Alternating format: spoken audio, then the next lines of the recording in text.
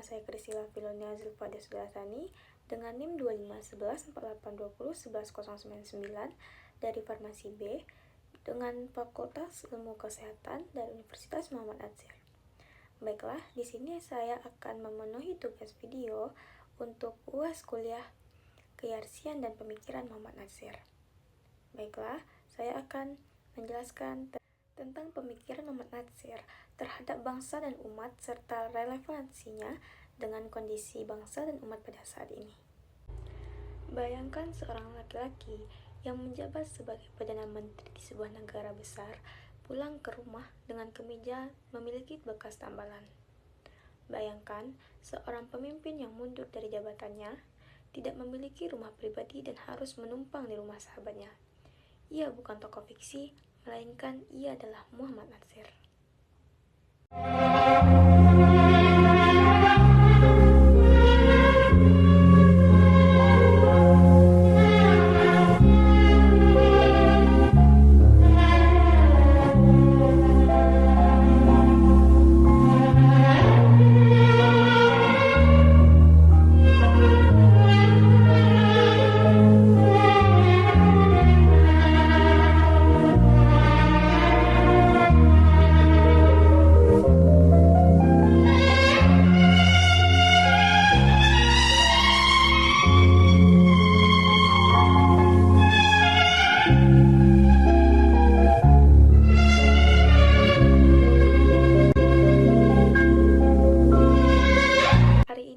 Sering terjebak dalam dikotomi yang melelahkan, seolah-olah menjadi religius berarti tidak nasionalis, atau menjadi nasionalis berarti harus menepikan agama. Muhammad Natsir hadir untuk meruntuhkan tembok itu. Dalam 15 menit ke depan, kita akan membedah bagaimana pemikiran Muhammad Natsir tentang bangsa dan umat bukan sekedar sejarah, melainkan kompas yang sangat kita butuhkan di tengah badai krisis moral saat ini.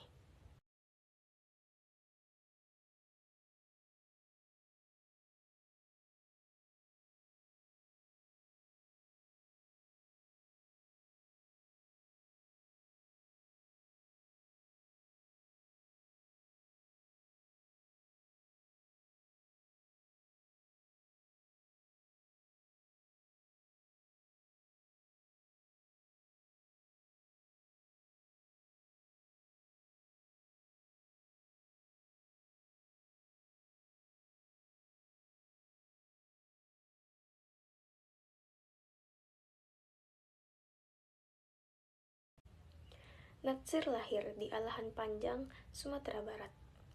Ia tumbuh dalam didikan surau yang kental sekaligus pendidikan berat yang tajam. Perpaduan itu melahirkan sebuah tesis besar dalam dirinya, bahwa Islam dan kebangsaan bukanlah dua hal yang saling berbenturan. Bagi Natsir, Islam bukan hanya sekedar urusan sajadah dan tasbih. Islam adalah sistem nilai yang harus memberi warna pada kebijakan publik. Namun, jangan salah paham. Natsir bukan pendukung negara teokrasi yang kaku. Beliau merumuskan bahwa negara adalah instrumen, sebuah alat untuk mencapai tujuan mulia, keadilan sosial dan kemanusiaan. Ia mengibaratkan Islam dalam negara seperti garam dan masakan. Garam itu tidak terlihat, tapi tanpa garam, masakan itu hambar dan tak bernyawa. Mari kita mundur ke tahun 1950. Indonesia saat itu terpecah menjadi negara-negara bagian hasil rekayasa Belanda dalam bentuk Republik Indonesia Serikat, atau disebut juga dengan RIS atau RIS. Indonesia nyaris bubar. Disinilah kecerdasan politik Natsir memuncak melalui apa yang kita kenal sebagai mosi integral Natsir. Tanpa senjata, hanya dengan kekuatan lobi, retorika yang santun, dan argumen yang logis, Natsir berhasil meyakinkan faksi-faksi yang bertikai untuk membubarkan negara bagian dan kembali ke pelukan Negara Kesatuan Republik Indonesia, disebut juga dengan NKRI.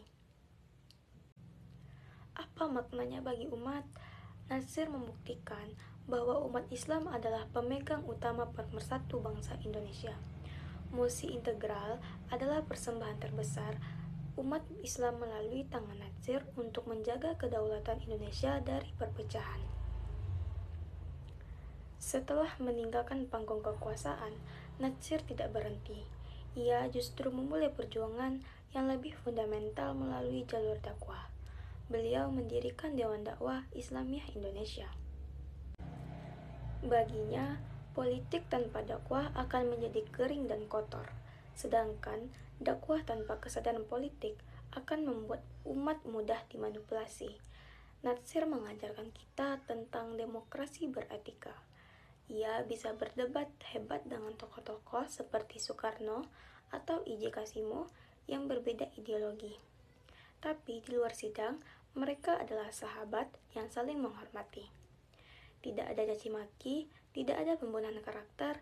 Inilah etika yang sangat mahal harganya di era media sosial kita sekarang ini. Natsir adalah sosok yang menempatkan Indonesia di peta dunia Islam internasional. Beliau adalah orang Indonesia pertama yang menerima penghargaan International King Faisal Award atas jasanya terhadap Islam. Beliau menunjukkan bahwa menjadi pemimpin umat tidak harus eksekutif, tapi harus mampu bergaul di kancah global. Indonesia hari ini bercita-cita menjadi pemimpin dunia melalui kekuatan di berbagai forum internasional. Natsir mengajarkan bahwa soft power Indonesia terletak pada moderasi Islamnya. Kita bisa menjadi mediator konflik dunia jika kita memegang prinsip keadilan yang konsisten, seperti yang dipraktikkan Natsir. Natsir sangat anti terhadap politik dagang sapi atau politik transaksional yang hanya mengejar kursi. Bagi Natsir, politik adalah high calling, panggilan suci. Beliau lebih memilih partainya Masyumi dibubarkan daripada harus menjilat pada kekuasaan yang mulai otoriter. Di tengah fenomena politik, dinasti atau koalisi yang cair demi kepentingan pragmatis, sosok Natsir mengingatkan bahwa integritas jauh mahal daripada jabatan. Ini adalah pesan kuat bagi pemilih muda agar tidak apati terhadap politik, tetapi menuntut standar etika yang tinggi dari para calon pemimpin. Natsir bukan hanya politis. Ia adalah seorang pendidik atau pedagog.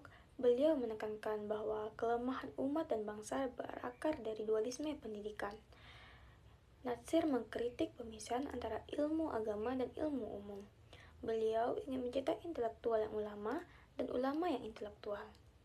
Di era kecerdasan buatan AI dan disrupsi digital, pemikiran Natsir sangat relevan. Kita tidak hanya butuh orang pintar teknologi, tapi orang pintar yang memiliki kompas moral atau etika, agar teknologi tidak merusak kemanusiaan. Natsir mengubah paradigma dakwah dari yang sekedar di atas mimbar menjadi dakwah yang menyentuh akar permasalahan masyarakat. Dakwah bihal dengan perbuatan. Natsir mendirikan Dewan Dakwah Islamiyah Indonesia (DDII) dengan prinsip bahwa dakwah harus memberi solusi. Jika umat lapar, beri makan. Jika umat bodoh, beri sekolah. Jika umat sakit, beri rumah sakit. Dakwah di daerah pedalaman, beliau mengirim para dai ke daerah terpencil bukan hanya untuk mengejar agama, tetapi untuk membangun peradaban, memperbaiki sanitasi, dan meningkatkan pertanian.